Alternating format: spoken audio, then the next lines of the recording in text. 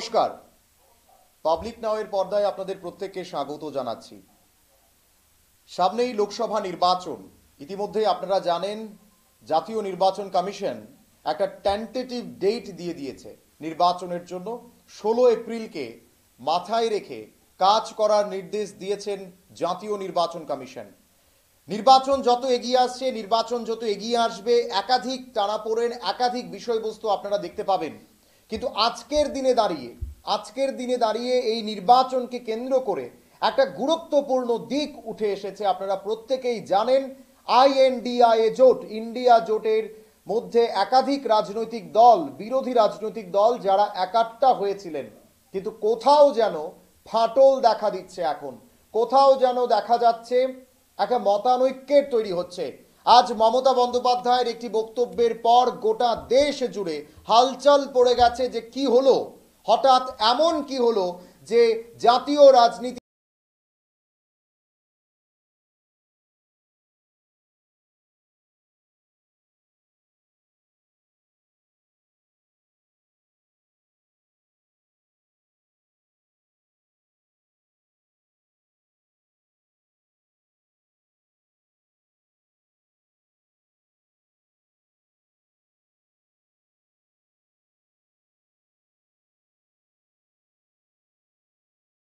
থেকে ওয়েস্ট বেঙ্গলে যখন ঢুকবে তখন মমতা বন্দ্যোপাধ্যায়কে সে বিষয়ে কেন জানানো হয়নি?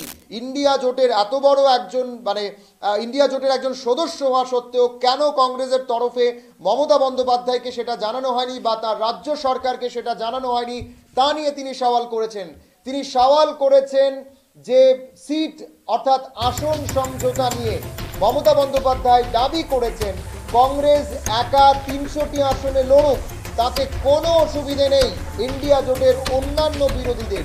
কিন্তু বিরোধী অর্থাৎ আঞ্চলিক দলগুলোকে তাদের মতো করে আসন ছেড়ে দিতে হবে এবং 245টা আসন ইন্ডিয়া জোটের বাকি যে রাজনৈতিক দলের সদস্যরা রয়েছেন বা দলগুলো রয়েছে তাদেরকে দিতে হবে। একেবারে এইভাবেই কিন্তু আজকে মমতা বন্দ্যোপাধ্যায় নিজের বক্তব্য প্রকাশ করেছেন। তিনি বলেছেন পশ্চিমবাংলায় তিনি শুধুমাত্র কংগ্রেসকে 2টো আসন দিতে চান, এবং বাকি আসনগুলিতে মমতা বন্দ্যোপাধ্যায় নিজেই লড়াই করবে। আমরা শুরুতে যে প্রতিটার দিকে নজর রাখছি, তারপরে আমি শোনাবো আপনাদেরকে মমতা বন্দ্যোপাধ্যায় আজকে কি বলেছেন সাংবাদিকদের বিষয়ে। একেবারে তাৎপর্যপূর্ণ একটা বক্তব্য তিনি রেখেছেন। তারপরেই আমরা আলোচনায় ঢুকবো। আমাদের প্যানেলিস্টরা আমাদের সঙ্গে রয়েছেন, কিন্তু তার আগে শুনুন কি বলেছেন আজকে মমতা বন্দ্যোপাধ্যায় ইন্ডিয়া জোটের এই আসন সমঝোতা এবং পাশাপাশি রাহুল গান্ধীর ভারত যেটা পশ্চিমবঙ্গে শুরু হবে আর কিছুক্ষণের মধ্য থেকে। আপনারা শুনুন কি বলেছেন মমতা বন্দ্যোপাধ্যায় সে বিষয়ে।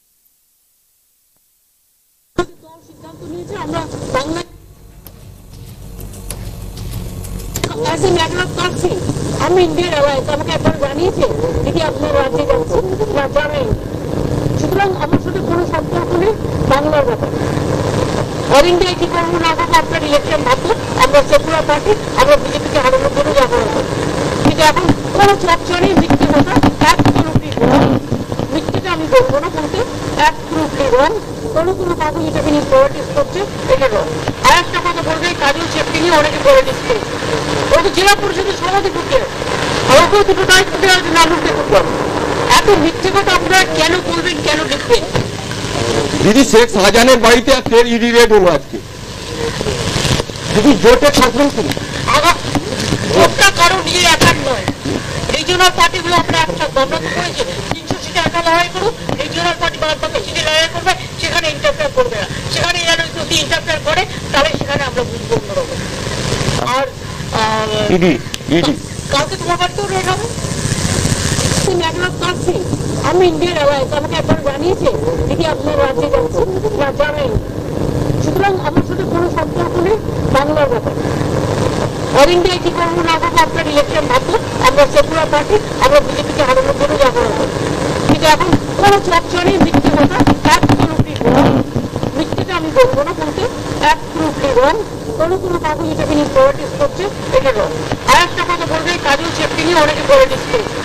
ওকে জেলা পরিষদের সভাধিপতি আমাকেও দুটো দায়িত্ব দেওয়া হয়েছে নাম উল্লেখ করবো। এত মিথ্যে কথা আপনারা কেন বলবেন, কেন লিখবেন? দিদি শেখ শাহজাহানের বাড়িতে ফের ইডি রেড হলো আজকে। দিদি জোটের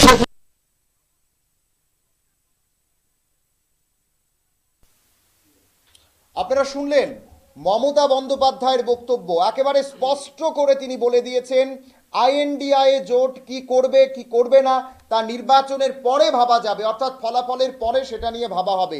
কিন্তু বাংলায় ইতিমধ্যেই তিনি একটা সিদ্ধান্ত নিয়ে নিয়েছেন, বাংলায় একা লড়বে তৃণমূল কংগ্রেস এবং আঞ্চলিক দলকে সেখানে সুযোগ দিতে হবে। আইএনডিআই জোটের মধ্যে আসন সমঝোতা নিয়ে তিনি একটা সংখ্যা নিজের মধ্য থেকে দিয়ে দিয়েছেন। 300টি আসনে কংগ্রেস একা লড়াই করুক, তাতে ওনার কিচ্ছু যায় আসে না, উনি কিছু বলবেনও না বা বিরোধী রাজনৈতিক দলগুলো কিছু বলবে না। কিন্তু যে যে জায়গায় আঞ্চলিক দলগুলো রয়েছে তাদেরকে তাদের মতো করে লড়তে দিতে হবে, নতুবা তিনি সেটা নিয়ে প্রশ্ন তুলবেন, তিনি তার মতো করে দেখে নেবেন। একেবারে স্পেসিফিক্যালি শব্দটা বলেছেন, যদি সেখানেও ইন্টারফেয়ার কংগ্রেস করে তাহলে সেটা তিনি দেখে নেবেন। এবং সূত্র মারফত যে আমাদের কাছে খবর রয়েছে, কালীঘাটের বৈঠকে মমতা বন্দ্যোপাধ্যায় এমনটাও বলেছেন যে আইএনডিআই জোটের মধ্যে সিপিআইএম অর্থাৎ বামেদের নাকি একটা নেতৃত্ব দেখা গেছে, বামেদের বাড়ন্ত তিনি দেখতে পেয়েছেন, তার জন্য তিনি সেখানে লড়াই, ইন্ডিয়া জোটের মধ্যে বামেদের আধিপত্য তিনি চান না। তিনি এটাও বলেছেন যে 34 বছর যে দলের বিরুদ্ধে তিনি লড়াই করেছেন, সেই দলের বিরুদ্ধে লড়াই করার পর কি করে ওনাদের আধিপত্য মেনে নেওয়া যাবে তা তিনি মানতে পারবেন না।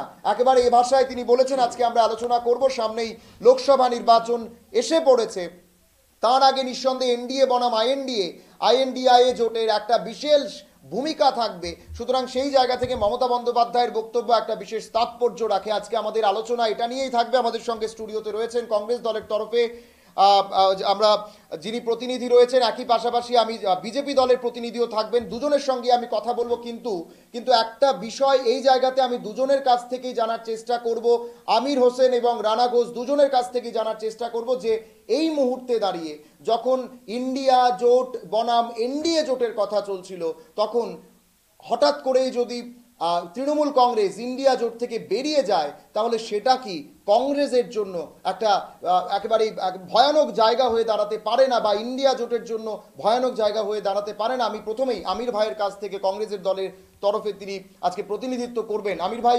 নিঃসন্দেহে কংগ্রেস দল নিজেদের মতো করে লড়াই করবে, নিজেদের মতো করে সংগঠন তৈরি করবে, যেভাবে বিজেপি এবং তার জোট শরিক অর্থাৎ এনডিএ জোট লড়াই করবে, ঠিক একইভাবে কংগ্রেসও করবে। তোমরা ইতিমধ্যেই ভারত জোড়ো ন্যায় যাত্রা করছো, নর্থ ইস্টে রাহুল গান্ধী রয়েছেন, কিন্তু সেই জায়গা থেকে এই ইন্ডিয়া জোটের একটা অন্যতম চেহারা যদি বলা যায় কেজরিওয়াল এবং মমতা বন্দ্যোপাধ্যায়, দুজনেই তো বেঁকে বসলেন আজকের দিনে দাঁড়িয়ে, কোথাও কি প্রভাব ফেলবে?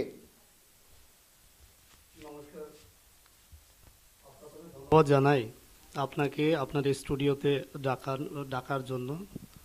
দেখুন, আপনার এই প্রশ্নটার উত্তর আমি দিচ্ছি। প্রথমে আমি বলবো, আমাদের ভারতীয় জাতীয় কংগ্রেস এই দেশের সকল নাগরিকদেরকে তাদের মৌলিক অধিকার, গণতান্ত্রিক অধিকার, সর্বোপরি দেশের নাগরিকদের ন্যায় নিরাপত্তা দেওয়ার জন্য আমাদের নেতা রাহুল গান্ধীজির নেতৃত্বে ভারত জোড়ো ন্যায় যাত্রা শুরু করেছে এবং এটা চলছে। প্রথমে শুরু হয়েছিল সাউথ থেকে নর্থ পর্যন্ত, এখন এটা ইস্ট থেকে ওয়েস্টের দিকে যাচ্ছে। এই ন্যায় যাত্রার মাধ্যমে রাহুল গান্ধীজি মহব্বতের যে বার্তা দিয়েছেন, সেই বার্তায় উনি মানুষকে উদ্বুদ্ধ করে মানুষের কাছে কংগ্রেস দলের যেই নীতি আদর্শ সেটা তুলে ধরার চেষ্টা করছেন। এটা চলবে, এটা ইলেকশনের জন্য নয়, এটা দেশের জন্য, গোটা দেশবাসীর জন্য, দেশের নিরাপত্তার জন্য, দেশের গণতন্ত্রকে রক্ষা করার জন্য।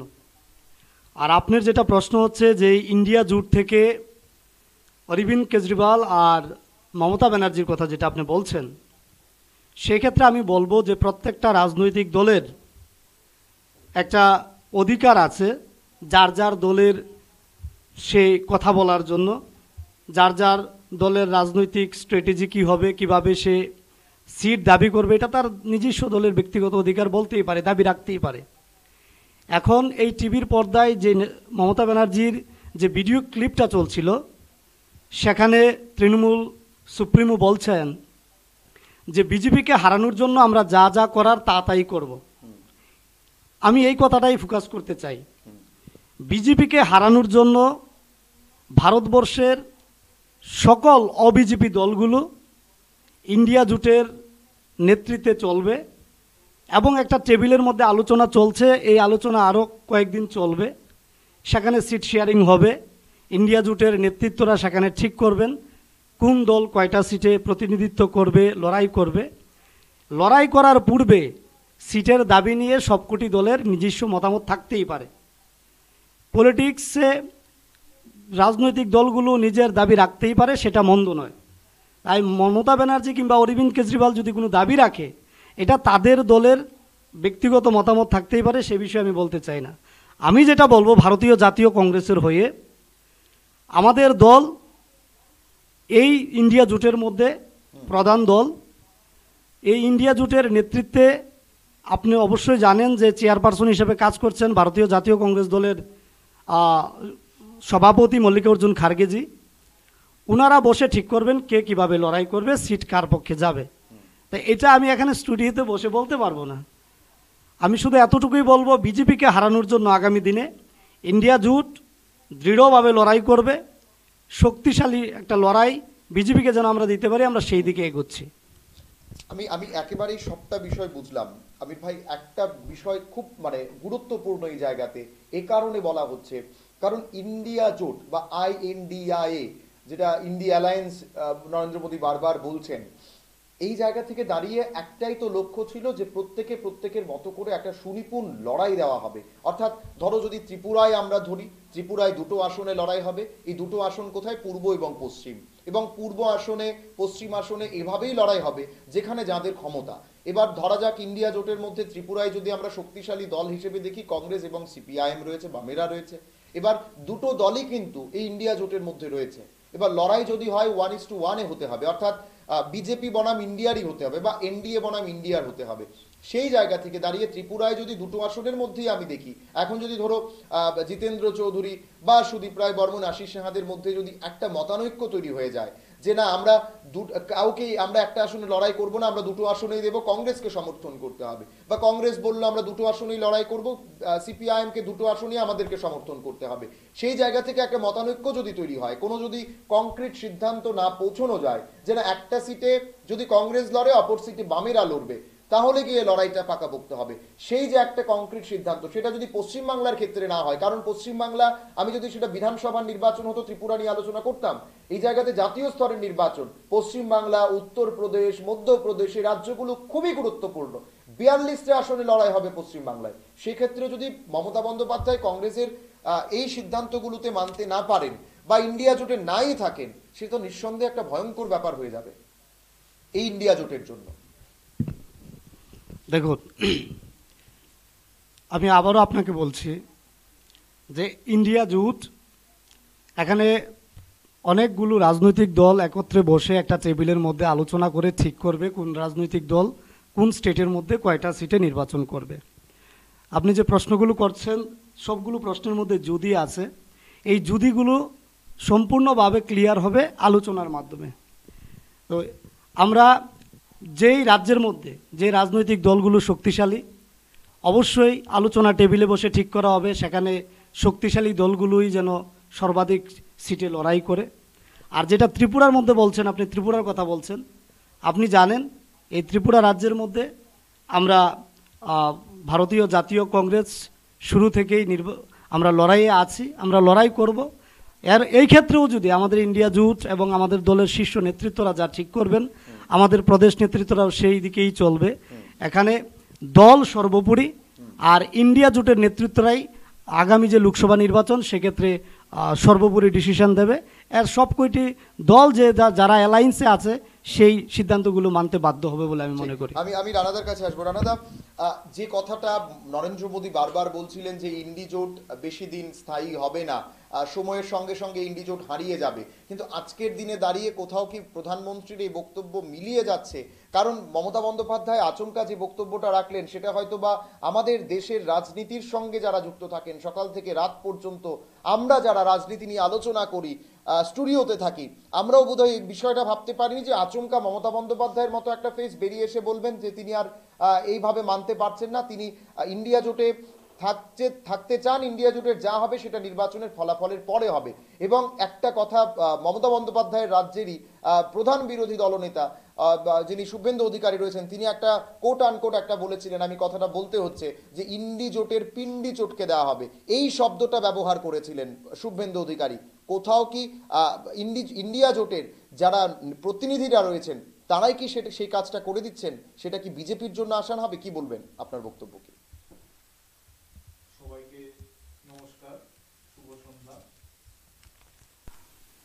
আগামীকাল জাতীয় ভোটার্স ডে, তো এই রাজ্য সহ পুরো দেশের যারা নতুন ভোটার আছেন, এবার প্রথমবার ভোট দেবেন, সকলকে আমার ব্যক্তিগত পক্ষ থেকে, আমার দলের পক্ষ থেকে অনেক শুভেচ্ছা অভিনন্দন জানাই। পাশাপাশি আমাদের প্রজাতন্ত্র দিবস আগামী পরশুদিন, তো প্রজাতন্ত্র দিবসের শুভেচ্ছা রইল পুরো রাজ্যবাসীকে। দেখুন, প্রথমেই এখানে বলতে হয় যে অনেকেই বলে যে ইন্ডিয়া জোটটা যখন হয়েছিল সেটার ভবিষ্যৎটা কী। তো আপনি বলে দিয়েছেন যে ইন্ডিয়া জোটের ভবিষ্যৎ আমাদের আদরণীয় প্রধানমন্ত্রী কি বলেছেন, পাশাপাশি শুভেন্দু অধিকারীর বক্তব্যটাও আপনি তুলে ধরেছেন। আমি বলবো যে ভবিষ্যৎ তো পরে, ভূত আর এখন বর্তমান। তো ভূত আমরা সকলে দেখেছি ইন্ডি জোটের, আর বর্তমানেই এটা শেষ হওয়ার পথে। আর আজকে আমরা সকলে দেখেছি মমতা ব্যানার্জি দল এবং কেজরিওয়ালের দল, তৃণমূল কংগ্রেস এবং আপ দল দুটোই সেই যে ইন্ডি জোটের যে ধ্বংসটা, সেটার শুরুটা আজকে তারা করে দিল। 26টা দল আমার যতটুকু জানা আছে সেই ইন্ডি জোটের মধ্যে আছে। দেখুন, এখানে তারা কোথায় কোথায় বলছে যে বিজেপিকে হারানোর জন্য আমরা যা যা দরকার আমরা সবটাই করব, কিন্তু মূল ব্যাখ্যাটা আমার মনে হয় একটু অন্যরকম। মূল ব্যাখ্যাটা বোধহয় এরকম যে ইন্ডি জোটের যে বড় বা ছোট আকারের যে দলগুলো আছে, প্রত্যেকের মধ্যে একটা কম্পিটিশন, যে জোটের মধ্যে কে বড়, আমি বড় না সে বড়। এবং সেই বড়ত্ব দেখাতে গিয়ে দেখা গেছে কংগ্রেস এখানে হয়তো অন্যদের থেকে কিছুটা সর্বশক্তিমান, কিছুটা শক্তিধর, এবং কংগ্রেসের ভিতরে যে সিপিএমের আত্মা রয়েছে সেটা সারা ভারতবর্ষের সকলেরই জানা আছে। আমরা ত্রিপুরার বুকেও দেখেছি, গত বিধানসভা নির্বাচনেও আমরা দেখেছি যে কংগ্রেস দলটার মধ্যে সিপিএমের আত্মা বিরাজমান। এবং এই রাজ্যের, আমার ত্রিপুরা রাজ্যের আমরা যারা রাজনৈতিক ব্যক্তিত্ব এবং বিশেষ করে যারা সাধারণ মানুষ, তাদেরকে দীর্ঘদিন ধরে একটা বোকা বানানোর প্রয়াস চলছিল। যে শাসনে ছিল সিপিআইএম দল, কিন্তু পেছন থেকে পুরো সাপোর্টটা ছিল কংগ্রেসের, দিল্লির পুরো সাপোর্টটা ছিল, যেটা আজ গত বিধানসভায় পুরো মাত্রায় প্রকাশ পেয়েছে যে কংগ্রেসের ভেতর যে আত্মাটা রয়েছে সেটা সিপিএমের আত্মা। এবং ইন্ডি জোটের মধ্যে যারা জোট সঙ্গীরা আছে প্রত্যেকেই দেখেছে যে এখানে কারোর কোনো কথা চলে না, কারণ সকলেরই জানা আছে যে 4টি বৈঠক হয়েছে, ইন্ডি জোটের 4টি বৈঠক হয়েছে, এবং বিরোধী প্রত্যেকটা দলের উদ্দেশ্য ছিল যে সিট ভাগাভাগিটা যেন বৈঠকের মধ্যে শেষ হয়ে যায়। উদ্দেশ্য সেটাই, যে সিট ভাগাভাগিটা। দেখা গেছে সিট ভাগাভাগিতে গিয়ে সারা ভারতবর্ষে যাদের সামান্যটুকু অস্তিত্ব নেই, সিপিআইএম দল নেই বলতে নেই, এই সিপিএম দলকে কি কারণে একটা কারোর হয়তো জানা নেই যে বিদেশ থেকে, বিদেশ বলতে ধরুন চায়না থেকেও হতে পারে, চীন থেকে বিশেষ কোনো আর্থিক সাহায্য পাচ্ছে হয়তো তারা, যেটা কংগ্রেস ভোগ করে, সিপিআইএম অবশ্যই দীর্ঘদিন ধরে ভোগ করে আসছে। সেই আর্থিক সাহায্যের গুণে যাদের সারা ভারতবর্ষে কোনো অস্তিত্ব নেই, অস্তিত্ব বিলীন, সেই সিপিএম দলকে নিজের কুলে বসিয়ে অন্যান্য যে দলগুলো আছে স্বতন্ত্র দল বিভিন্ন রাজ্যের, ওই দলগুলোকে পরিচালনা করার চেষ্টা করছে কংগ্রেস। কিন্তু কোনো স্বতন্ত্র দল এটা মেনে নিতে পারে না, মানবেও বা কেন? কারণ যার যার রাজ্যে তার নিজস্ব ক্ষমতা আছে এবং সে স্বয়ংসম্বর তার নিজস্ব রাজ্যে। তো সেই জায়গাতে সে যদি তার রাজ্যে, যেরকম ধরেন আমি তৃণমূল কংগ্রেসের কথা বলছি, 42টা আসনে তৃণমূল কংগ্রেস আজকে তারা বুঝে গেছে তারা একাই লড়াই করতে পারবে, এবং তারা বিগত দিনেও লড়াই করেছে। তারা দেখেছে যে পশ্চিমবাংলাতে তাদের মূল বিরোধী দল হচ্ছে ভারতীয় জনতা পার্টি, এবং তারা ভারতীয় জনতা পার্টিকে হারানোর জন্য তারা এনডি জোটের সঙ্গী হয়েছিল। কিন্তু জোট সঙ্গী হয়ে কি দেখলো? জোট সঙ্গী হয়ে দেখলো যে 42টা আসনে যে আমরা লড়াই করব, সেই 42টা আসনের থেকে হয়তো অর্ধেক আসনই আমাদের হাতছাড়া হয়ে যাবে। এবং নিশ্চিত, কি নিশ্চিত? যেই সিপিআইএম, যেই কংগ্রেসের অস্তিত্ব পশ্চিমবাংলায় বিলীন হচ্ছে, কোথাও তাদের কোনো রাজনৈতিক ঝান্ডা নেই, রাজনৈতিক কোনো নেতৃত্ব নেই, সেই কংগ্রেস সিপিএমকে যদি সিট ভাগাভাগিতে গিয়ে তাদের আসন সমঝোতা করতে হয়, তাহলে তো বিজেপিকে হারানোর জন্য যে চেষ্টা করছে তৃণমূল দল, সেই বিজেপিকে হারানোর কোনো জায়গাতেই তারা আর রইল না। আর বিজেপিকে হারানো মানে তো আমি প্রথমেই বললাম, এটা হলো লড়াইটা এরকম হয়েছে যে বিজেপি ভার্সেস রেস্ট, মানে রেস্ট অফ ইন্ডিয়া। তো রেস্ট মানে কি? তারা রেস্ট নিচ্ছে, বিজেপির কাজ করছে। বিজেপি কি কাজ করছে? উন্নয়নের কাজ করছে, অগ্রগতির কাজ করছে সারা ভারতবর্ষ জুড়ে। বিজেপি আসার আগে ভারতবর্ষের ইকোনমিক পরিস্থিতি কোথায় ছিল, আজ ভারতের ইকোনমিক পরিস্থিতি কোন জায়গায় আছে সকলের জানা আছে। সামরিকভাবে ভারতবর্ষ কোথায় ছিল বিজেপি আসার আগে, আর আজকে সামরিক পরিস্থিতিতে অবস্থান বিজেপির, ভারতবর্ষ কোথায় দাঁড়িয়েছে সকলের জানা আছে। ঠিক তদ্রূপ বৈদেশিক নীতি, আজকে স্বল্প 2 লাইন বলতে হয় এই কথাটা, যে মালদ্বীপ একটা কটূক্তি করেছিল, সেই কটূক্তির ফল আজকে মালদ্বীপকে ভোগ করতে হচ্ছে। আমাদের মাননীয় প্রধানমন্ত্রী কি করেছে? আমাদের দেশের অন্তর্ভুক্ত লাক্ষাদ্বীপে গিয়ে হয়তো খুব বেশির থেকে বেশি হলে 15-20 মিনিট কাটিয়েছে, বসেছে, শেষ তো মালদ্বীপ শেষ হয়ে গেল। শুধু ভারতবর্ষের 10,000 মালদ্বীপে যাওয়ার যে টিকিট সেটা ক্যান্সেল হলো, 5,000-এর উপরে হোটেল বুকিং তাদের ক্যান্সেল হয়ে গেল। তো এটাই বলে নরেন্দ্র মোদী, এটাকেই বলে নূতন ভারত, নিউ ইন্ডিয়া। তো নিউ ইন্ডিয়াতে আমাদের নরেন্দ্র মোদী যেইভাবে ভারতবর্ষকে অগ্রগতির পথে এগিয়ে নিয়ে যাচ্ছে, বিকশিত ভারতের দিকে এগিয়ে নিয়ে যাচ্ছে, আমি বলতে বাধ্য হচ্ছি যারাই আছে বিরোধী দল, 26টা দল বলুন, কংগ্রেস বলুন, সিপিএম দল বলুন, তাদের, আমি চাই না বিরোধীদের অস্তিত্ব বিলীন হোক। এই স্টুডিওতে বসে আমি অন ক্যামেরা বলছি, বিরোধীদের অস্তিত্ব বিলীন হোক আমি চাই না। কিন্তু বিরোধীরা যেইভাবে চলছে, ভারতবর্ষের মাটিতে ভারতবর্ষের মানুষকে বোকা বানিয়ে যেইভাবে কংগ্রেস দল বিশেষ করে বিগত দিনে চলে আসছিল, তাদের শাসন ক্ষমতা চালিয়ে আসছিল, সেই বোকা বানানোর প্রক্রিয়া তো তাদের আর নেই এখন। কারণ ভারতবর্ষের প্রতিটা মানুষ এখন বুঝে গেছে যে ভারতবর্ষ আবার জগত সবার শ্রেষ্ঠ আসন লবে, এই পথেই ভারতবর্ষ এগুচ্ছে। এবং আমি আসবো, আমি আমির ভাইয়ের কাছে এই প্রসঙ্গটা ধরে আমি এর পরের শিফটে যে আলোচনাটা করব সেটা নিঃসন্দেহে এই আলোচনাগুলো তাৎপর্য হবে। আমি যে কথাগুলো রানা ভাই বলার চেষ্টা করলেন, যে ইন্ডি জোটের যে দলগুলো রয়েছে তাদের মধ্যে কম্পিটিশন চলছে, সত্যি অর্থেই কি তাই? কারণ কংগ্রেস দল নিঃসন্দেহে একটা দীর্ঘ সময়ের দল, সেই জায়গাতে মমতা বন্দ্যোপাধ্যায়, অরবিন্দ কেজরিওয়াল, বা আমি যদি ধরি এমকে স্ট্যালিন থেকে শুরু করে প্রত্যেকে যারা এই ইন্ডিয়া জোটের মধ্যে রয়েছেন, প্রত্যেকের মধ্যে কি কম্পিটিশনটা রয়েছে? নিঃসন্দেহে তোমাদের মধ্য থেকে যদি এই জায়গাটা জানতে হয় যে কংগ্রেস তাহলে কি নেতৃত্ব দেবে, এবং সবচাইতে বড় বিষয় যেটা চেহারা নিয়ে উঠবে, যে কে হবেন চেহারা, রাহুল গান্ধী, মমতা বন্দ্যোপাধ্যায়, অরবিন্দ কেজরিওয়াল না কে? প্রশ্নবোধক চিহ্ন কিন্তু একটা থেকে যায়। মমতা বন্দ্যোপাধ্যায় নাকি বলেছিলেন যে মল্লিকার্জুন খাড়গেকে ইন্ডিয়া জোটের চেহারা করা হোক, কিন্তু এই সময়ে দাঁড়িয়ে প্রধানমন্ত্রী নরেন্দ্র মোদীর বিপক্ষে দাঁড়ানোর চেহারাটা কি হবে আলটিমেটলি ইন্ডিয়া জোট? দেখো, ভারতবর্ষ একটা গণতান্ত্রিক রাষ্ট্র। সেই গণতান্ত্রিক রাষ্ট্রের মধ্যে একটা নির্বাচন পদ্ধতি আছে। সেই নির্বাচনে প্রত্যেকটা লোকসভা কেন্দ্রের মধ্যে একজন করে প্রত্যেকটা দল থেকে প্রার্থী দাঁড়ায়। সেখানে মানুষ ভোট দেয়, যারা পাস করেন তারা যায়। যে দলের সর্বাধিক সাংসদ হবে বা যেই জোটের সর্বাধিক সাংসদ হবে সেই সাংসদরা সেখানে দলনেতা সিলেক্ট করে সেখান থেকেই একজন বেরিয়ে আসে।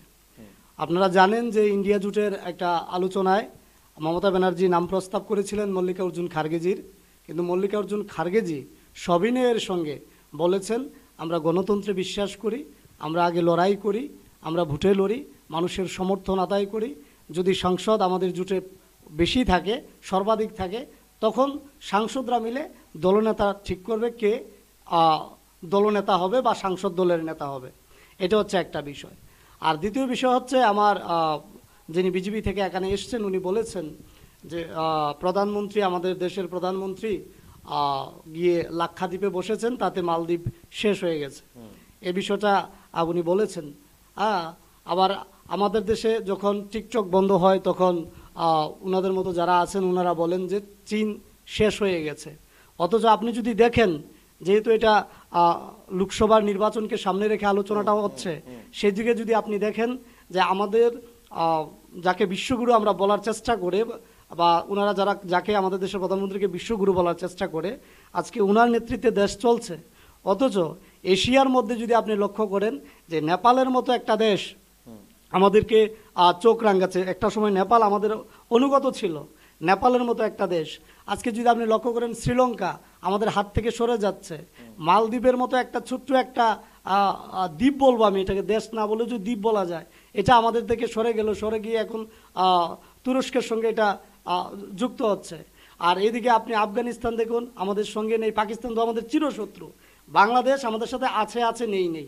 অর্থাৎ আমরা নিজেদেরকে বিশ্ব গুরু যে প্রধানমন্ত্রীকে মনে করি, অথচ এই প্রধানমন্ত্রীর নেতৃত্বে গোটা এশিয়া মহাদেশের যারা আমাদের পার্শ্ববর্তী রাষ্ট্রগুলো, এক দুইটা দেশ আমাদের চিরশত্রু, বাকিগুলো আমাদের বন্ধু রাষ্ট্র ছিল, আজকে আমাদের সঙ্গে নেই, আমাদের থেকে মুখ ঘুরিয়ে নিচ্ছে। তারপরও আমরা বলি আমাদের দেশের প্রধানমন্ত্রী যখন লাক্ষাদ্বীপে গিয়ে বসে আমরা বলি মালদ্বীপ ধ্বংস হয়ে গেছে। আমাদের দেশের মধ্যে যখন টিকটক বন্ধ করা হয় আমরা বলি আমাদের চীন ধ্বংস হয়ে গেছে। অথচ চীনের সম্বন্ধে, চীনের আগ্রাসন নীতি সম্বন্ধে আমরা সবাই জানি। ডোকালাম থেকে শুরু করে অনেকগুলো জায়গায় তারা তাদের আধিপত্য খাটিয়ে আমাদের দেশের জমি দখল করে বসে আছে। এটা হচ্ছে একটা বিষয়। নিরাপত্তার দিক থেকে আমাদের দেশের বর্তমান প্রধানমন্ত্রী এবং স্বরাষ্ট্রমন্ত্রী সম্পূর্ণভাবে ব্যর্থ, এবং বৈদেশিক নীতি বা কূটনীতির দিক থেকেও বর্তমানে আমাদের রাষ্ট্র এই প্রধানমন্ত্রী, স্বরাষ্ট্রমন্ত্রী এবং বিদেশমন্ত্রীর নেতৃত্বে ব্যর্থতার দিকে এগোচ্ছে আমি বলবো। আর যেটা আপনি বলছেন যে আগামী দিনে দেশের প্রধানমন্ত্রীর চেহারা কে হবে, আমরা চেহারার পলিটিক্স করতে চাই না। আমরা যে রাজনীতিটা ভারতীয় জাতীয় কংগ্রেস করে, সেটা স্বাধীনতার পূর্বে থেকে এখন পর্যন্ত যে রাজনীতিটা করে, সেটা হচ্ছে শুধুমাত্র ভারতবর্ষের জনগণের জন্য। আপনি লক্ষ্য করবেন আমাদের দল যখনই ক্ষমতায় এসেছে এই দেশের নাগরিকদের জন্য।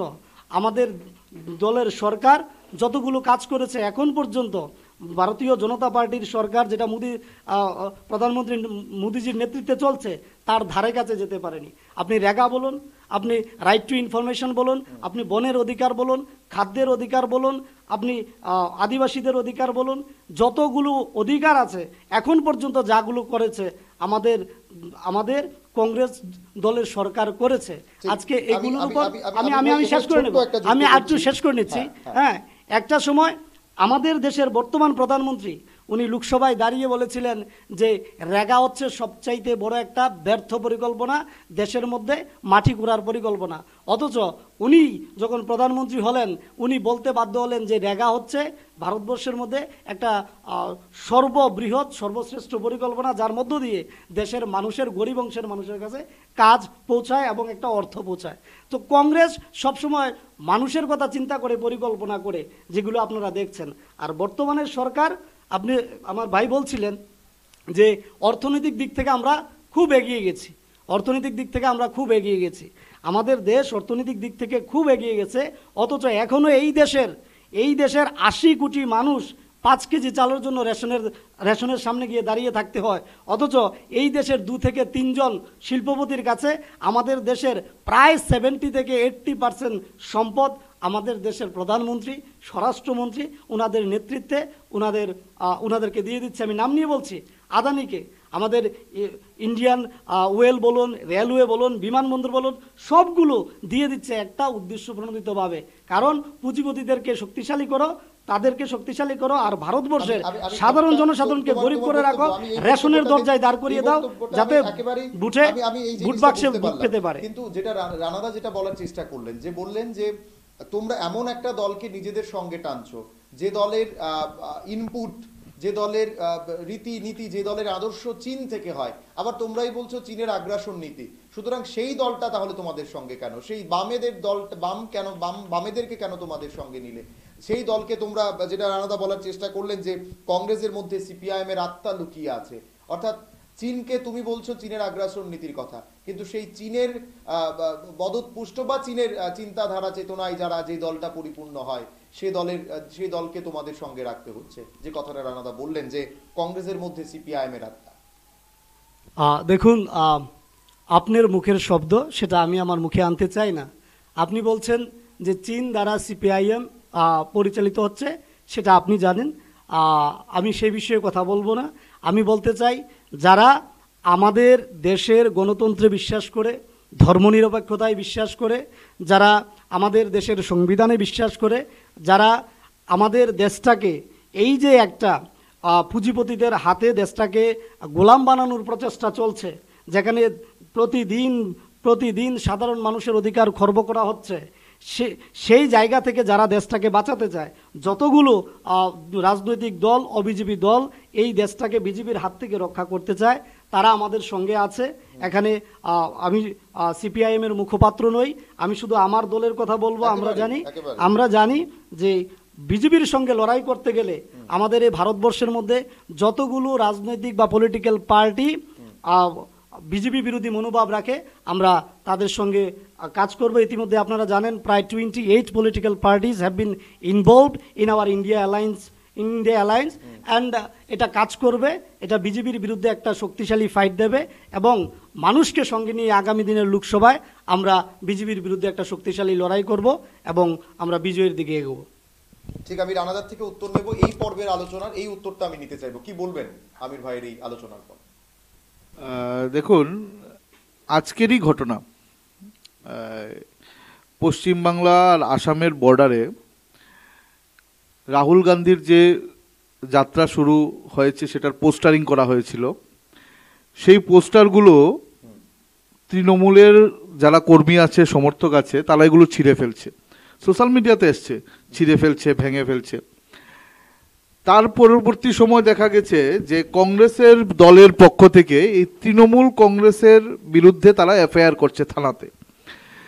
তো দেখুন, এটা একটা ছেলে মানুষের মতো, যে গতকালকে পর্যন্ত আমার সঙ্গে ছিলে, তুমি আমার সমস্ত কিছু, আজকে আমার জোট থেকে বেরিয়ে গেলে তুমি আমার কিছু না, তোমার বিরুদ্ধে আমি এফআইআর পর্যন্ত করতে বাধ্য, আগামী দিনে এর থেকে আরো বড় হয়তো কোনো কিছু করব।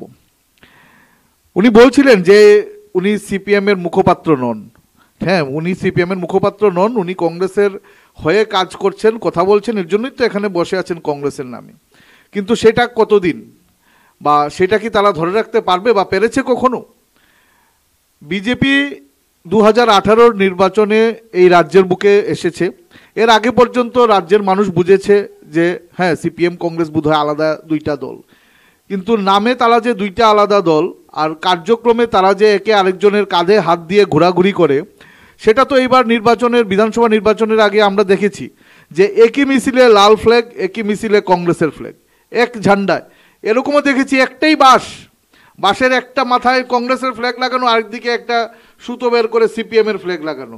তো তার মানে কি, মুখপাত্র হয়তো উনি নন, কিন্তু উনি একই জায়গার, একই মাটির দুইটা, মানে এক গাছ থেকে বেরোনো আরেকটি মানে প্রশাখা গাছ, ঠিক আছে।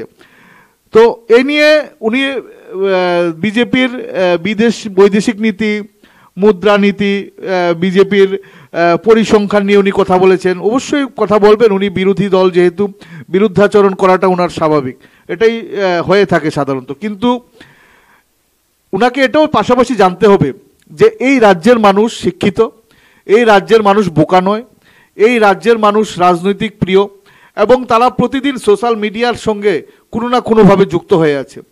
তো এই ধরনের মিথ্যা আচরণ, এই ধরনের ভুল কথা বলে কোনো দলকে, কোনো সংগঠনকে সেটাকে দূরে সরানো যায় না। সেটা এ রাজ্যের মানুষ বারংবার বুঝিয়ে দিয়েছে। কোথায় বুঝিয়ে দিয়েছে? 2018 নির্বাচনে প্রথমবার বুঝিয়েছে, দ্বিতীয়বার 2023-এর বিধানসভা নির্বাচনে বুঝিয়েছে। তার মধ্যে যদি আমরা বিচার বিশ্লেষণ করি, লোকসভা নির্বাচনে তাদেরকে বুঝিয়ে দিয়েছে, ত্রিস্তরীয় পঞ্চায়েত নির্বাচনে বুঝিয়ে দিয়েছে, আমাদের যে পৌর পরিষদের যে নির্বাচন হয় সেটাতেও বুঝিয়ে দিয়েছে। এবং আগামী দিনে 2024-এর যে নির্বাচন হবে, লোকসভা নির্বাচন, হয়তো সেটাতে ওরা বুঝবে না, খালি ওটা ওরা একদম স্থায়ীভাবে বুঝে নেবে যে ভারতীয় জনতা পার্টিকে এই রাজ্যের বুক থেকে অন্তত আর সরানো যাবে না, এটা ওরা বুঝে যাবে। দেখুন, আমি যদি আমাদের দেশের এক্ষণে অর্থনীতির হিসাব করি বা বলি এটা সকলের সামনে, এটা এই রাজ্যের বুকে যারা আছে রাজনৈতিক ব্যক্তিত্ব এবং সোশ্যাল মিডিয়ার সঙ্গে যারা যুক্ত আছে, প্রত্যেকেরই জানা আছে যে এই দেশের অর্থনীতি কোন জায়গায় ছিল, 63তম জায়গায় ছিল। এটা থেকে এক ধাপে চলে আসলো 46, আমাদের অর্থনীতি 46 সিরিয়ালে সারা পৃথিবীর জুড়ে। তার পরবর্তী সময় এক ধাক্কায় চলে আসলো 18 নম্বর জায়গায়। আর বর্তমানে ওনার হয়তো জানা নেই যে ভারতবর্ষ অর্থনীতিতে 5 নম্বর জায়গায় আছে এই পৃথিবীর বুকে।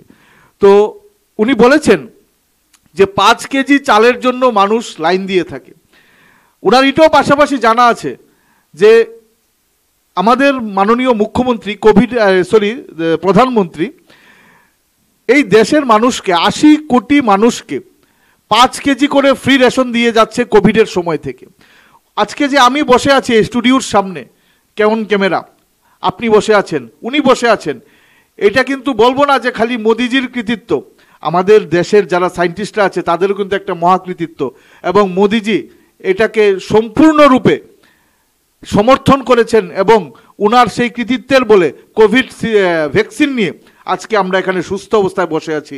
এবং আমাদের দেশের প্রাণপ্রিয় প্রধানমন্ত্রী বিদেশের বিভিন্ন দেশে, বৈদেশিক দেশে এই ভ্যাকসিন ছেড়েছেন এবং ওই সমস্ত দেশের মানুষ এখন সুখে আছে। আজকে অস্ট্রেলিয়ার মতন দেশে 5,000 টাকা 4,000 টাকা করে এক একটা ভ্যাকসিন কিনতে হয়েছে, আর আজকে আমাদের দেশের 135 কোটি মানুষ ফ্রিতে ভ্যাকসিন পেয়েছেন। হাসি মুখে আমরা 4বার ভ্যাকসিন, 3টা ডোজ নিয়েছি ভ্যাকসিনের, এটা আমরা সুস্থতার একটা অঙ্গীকার। আজকে মোদিজি সকলকে স্বাভিমান, সকলকে বাঁচার অধিকার দিয়েছে, মহিলাদের নিজ ঘরে বাঁচার জন্য উনি ব্যবস্থা করে দিয়েছেন। আজকে দেখা যেত বিভিন্ন জায়গায় মহিলারা পীড়িত, নিপীড়িত, ওদের যারা স্বামীরা আছে বিভিন্ন সময় ওদের উপরে অত্যাচার করত। সব জায়গায় না, কিছু কিছু জায়গায় আমরা লক্ষ্য করেছি। কিন্তু আজকে সেই মহিলাদের নামে ঘরটা হয়েছে, ওই মহিলার নামে ঘরের উজালা গ্যাসটা হয়েছে। আমার পাশে প্যানেলিস্ট বসে আছেন কংগ্রেসের আমির ভাই, উনি দেখবেন হয়তো ওনার বাড়ির আশেপাশে যারা গরিব অংশের মানুষ আছে, ওই ঘরের মহিলারাও কিন্তু তাদের ঘরের যে কাগজটা সেটা ওই মহিলার নামে, ওই ঘরের উজালা গ্যাসটা কিন্তু ওদের নামে। প্রত্যেকটা জায়গায় মহিলাদের সশক্তিকরণের চেষ্টা করেছে। আজকে নরেন্দ্র মোদীজি লাখপতি দিদির ব্যবস্থাপনা করেছে যে আমাদের দেশের দিদিরা যেন লাখপতি হয়ে থাকতে পারে। আজকে কোনো সময় এই দেশের বুকে কোনো প্রধানমন্ত্রী, কোনো মুখ্যমন্ত্রী, কোনো সরকার এই ধরনের কোনো ঘোষণা তো দেননি, কোনো সময় এগিয়ে আসেননি যে মহিলাদেরকে সশক্তিকরণ করতে, মহিলাদেরকে এগিয়ে নিয়ে আসতে। আজকে মহিলারা চাঁদে পর্যন্ত গিয়ে অবস্থান করছে বিভিন্নভাবে। আজকে মহিলারা দেশকে স্বাভিমান করেছে, দেশকে উন্নত থেকে উন্নতির শিখরে পৌঁছে দিয়েছে। প্রত্যেকটা জায়গায় আজকে মহিলাদের আজকে সম্মানজনক স্থানে আমাদের দেশের সরকার স্থান দিয়েছেন। তো এটা কি পরিবর্তন নয়? তো আমি বলবো যে আমির ভাইকে, যে আমির ভাই চলুন এই দেশকে একটা সুন্দর দেশ গঠন করি, আমরা হাতে হাত মিলাই, কাঁধে কাঁধ মিলাই। সরকার থাকতে পারে, সরকার আসতে পারে, সরকার যেতে পারে, কিন্তু এই রকম একজন প্রধানমন্ত্রী আমরা পেয়েছি, ভাগ্য গুণে আমরা এই ধরনের একজন প্রধানমন্ত্রী পেয়েছি যে দেশকে আজকে কোথা থেকে কোথায় নিয়ে গেছে। আপনার পরিবারের মানকে, আপনার মানকে, আমাদের প্রত্যেকের সম্মানকে কোন জায়গায় নিয়ে দাঁড় করিয়েছে। আমরা বলবো সকলে চলুন আমরা এই দেশকে নূতনভাবে একটা গড়ার চেষ্টা করি, বিরুদ্ধাচরণ না করি। বিরোধী তো থাকবেই, বিরোধিতা, আপনি যেহেতু বিরোধী আছেন বিরোধিতাচরণ করবেন, কিন্তু দেশের কথা যখন আসবে তখন কিন্তু এটার সামনে কোনো কথা থাকবে না, দেশের বিষয়টা সম্পূর্ণই আলাদা থাকবে। তো চলুন আমরা একটা নতুন দেশ করি, এটা আমার অনুরোধ থাকবে বিরোধীদের কাছে। আমি একদম শেষ দিকে আছি, আর 10 থেকে 15 মিনিট আলোচনা করতে পারবো। আমি দ্বিতীয় ফেজের আলোচনায় ঢুকবো।